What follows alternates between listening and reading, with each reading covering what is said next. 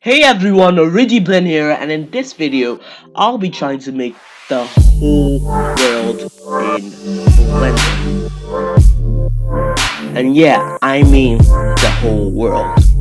With the help of a tool called Blender OSM, and of course the free version, making the whole world seemed impossible because the rectangle is way too large. It just covered Africa, and your area is too large. Yeah, that's what they're feeding to me right now. So unfortunately, I couldn't make the whole world, but Blender OSM is a pretty good tool. You could use it for like all this terrain stuff like that, buildings. I'll link some videos in the description that you could check out. I'll also link down how to get to this Blender OSM, like how to download it for Blender, of course.